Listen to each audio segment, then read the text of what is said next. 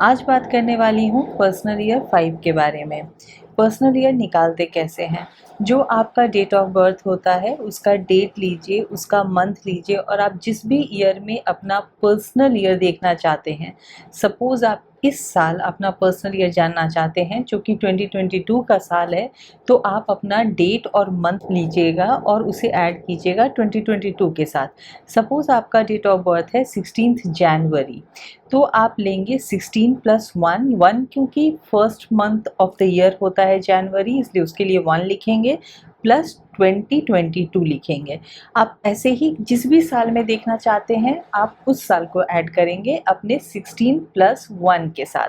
तो इस केस में 7 + 1 8 + 2 10 + 2 12 + 2 14 = 5 हो जाता है, क्योंकि हम दोनों को ऐड कर देंगे आपस में।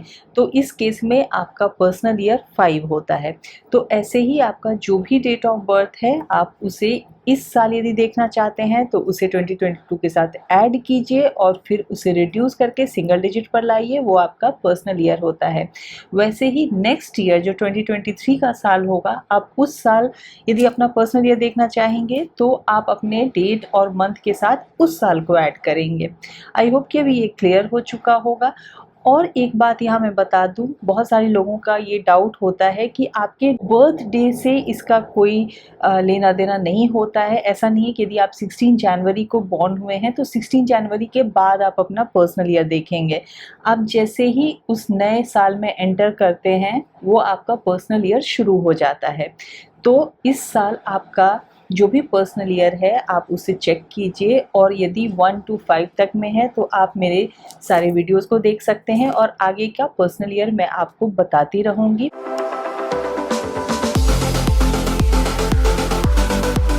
मेरा नाम प्रियंका कुमार है, मैं न्यूमरोलॉजिस्ट हूँ और यदि आप मुझसे कंसल्ट करना चाहते हैं तो मेरे वेबसाइट numberworks.com के थ्रू या फिर मेरे व्हाट्सएप नंबर के थ्रू आप मुझसे कंसल्ट कर सकते हैं।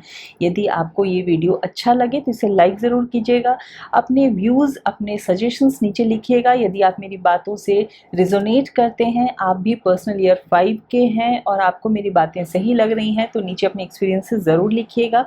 अभी तक आपने मेरे इस चैनल को सब्सक्राइब नहीं किया है तो इसे सब्सक्राइब कीजिए, क्योंकि मैं कोशिश करती रहती हूँ कि न्यूमरोलॉजी से जुड़ी हुई सारी बातें आपको बहुत ही सिंपल तरीके से बताती रहूँ। तो आइए शुरू करते हैं पर्सनल ईयर 5 के बारे में। इसका जो कीवर्ड होता है, पहला होता है चेंज, यानी कि आपके लाइफ में कुछ चेंजेस आएंगे। जब मैं कोई भी एक वर्ड बोलती हूँ तो वो हर इंसान के लाइफ में अलग अलग तरीके से प्ले हो सकता है।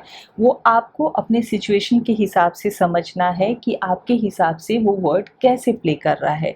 जब मैं यहाँ चेंज बोलती हूँ तो हो सकता है कोई अपना जॉब चेंज करें, हो सकता है कि किसी भी रीज़न की वजह से किसी को अपना सिटी चेंज करना पड़े, अपना घर चेंज करना पड़े। बहुत सारे ऐसे सर्कमस्टांसेस हो सकते हैं जहाँ आपको अलग अलग तरीके से वो चेंज नज़र आए।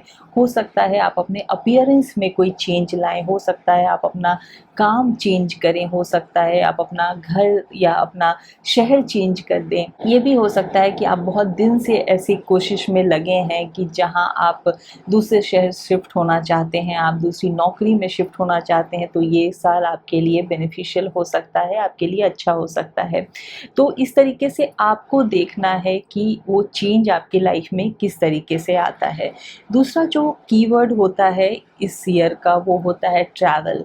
आप बहुत ज़्यादा ट्रैवल करेंगे, वो भी हर किसी के लाइफ में अलग अलग तरीके से हो सकता है। हो सकता है आप काम से रिलेटेड बहुत ज़्यादा ट्रैवल करें, हो सकता है कि आप अपना पर्सनल कुछ ट्रैवल करें, हो सकता है आपको घूमने फिरने का बहुत शौक़ हो तो आपको इस बार ऐसी अपॉर्चुनिटीज़ मिले कि आप बहुत जगह घूमने जाएं, एक्सप्लोर करें चीज़ों को, नई चीज़ों को देखें, नई चीज़ों को समझें।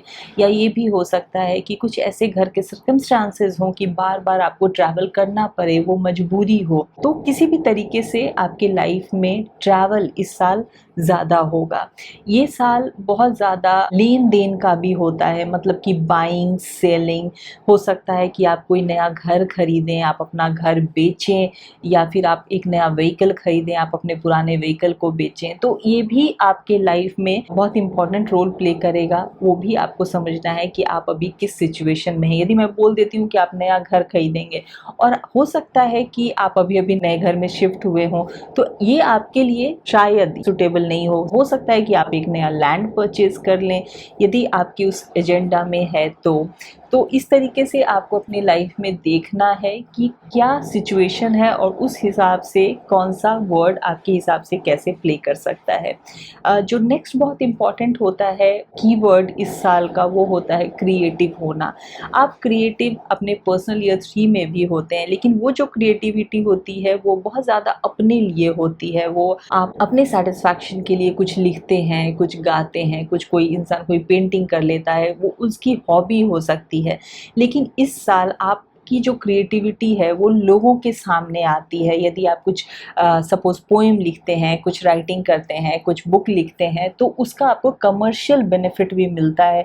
हो सकता है आपकी बुक पब्लिश हो जाए, हो सकता है कि आप जो भी लिख रहे हैं उसके थ्रू लोग आपको जाने, आपके स्किल को जाने कि आप अच्छा लिखते हैं। या फिर हो सकता है आपकी जो पेंटिंग है, आप बहुत सालों से पेंटिंग करते आ रहे हैं, लेकिन इस साल यदि आप अपनी पेंटिंग को ऑक्शन में लगाना चाहें तो हो सकता है आपको उसका अच्छा वैल्यू मिले, अच्छा प्राइस मिले।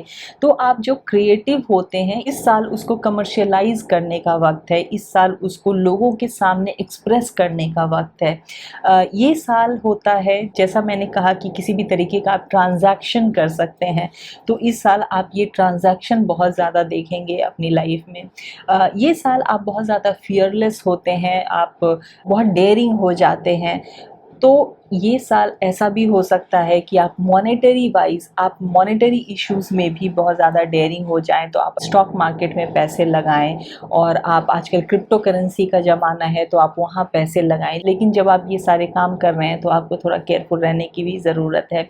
ये साल आपको बहुत ज़्यादा रेस्टलेस बनाता है और आपको फ्रीडम लविंग बनाता है, क्योंकि आप एक जगह टिक कर नहीं रहते, क्योंकि ये जो साल है वो मरकरी से इन्फ्लुएंस्ड है, और मरकरी का नेचर हम लोग जानते हैं कि वो एक जगह टिक कर नहीं रहता, वो फ्लक्चुएट होता रहता है। तो इसीलिए आप माइंड से भी और बॉडी से भी बहुत ज़्यादा क्यूरियस रहेंगे कि आपको सारी चीज़ों को जानना है, थोड़े से रेस्टलेस रहेंगे, आपको ये काम भी करना है, वो भी काम करना है। इसीलिए आप थोड़े से नर्वस ब्रेकडाउन के भी शिकार हो सकते हैं, वहाँ पे भी आपको थोड़ा केयरफुल रहने की ज़रूरत है। वैसे ये सारी बातें मैं आपको पॉइंट वाइज बताऊँगी जब मैं आपको हेल्पफुल टिप्स दूँगी। तो भी इस साल आप किसी भी नए रिलेशनशिप में नहीं जाएं। आप यदि जो भी एग्जिस्टिंग रिलेशनशिप में हैं उसी में आप बंध के रहें, या फिर आप मैरिड हैं तो आप पार्टनर के साथ आप अच्छे से रहें। लेकिन किसी भी न्यू रिलेशनशिप में यदि आप जाएंगे तो आप थोड़े से फ्रीडम लविंग होंगे, आप अपने बारे में ज़्यादा सोचेंगे, आप चीज़ों को एक्सप्लोर करना चाहेंगे, और वहाँ पे शायद आपके पार्टनर के साथ थोड़ी सी प्रॉब्लम हो सकती है, इसलिए किसी भी न्यू रिलेशनशिप में नहीं जाएं।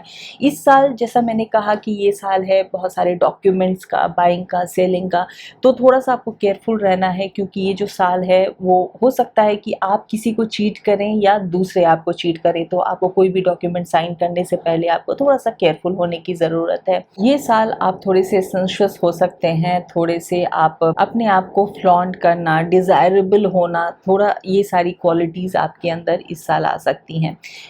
जैसा मैं हमेशा कहती हूँ कि आपको हर साल कुछ ब्लेसिंग्स देता है, कुछ लेसन्स देता है, तो इस साल भी आपको कुछ बातों में बहुत ही ज़्यादा केयरफुल होने की ज़रूरत है, क्योंकि ये साल आपको फ्रीडम देता है, आपको थोड़ा सा रेस्टलेस बनाता है। तो इसीलिए आप अपने नर्वस सिस्टम पे ध्यान दें। ऐसा ना हो कि आप बहुत ज़्यादा किसी भी चीज़ के पीछे भाग रहे हैं और आप अपनी सेहत को इग्नोर कर रहे हैं।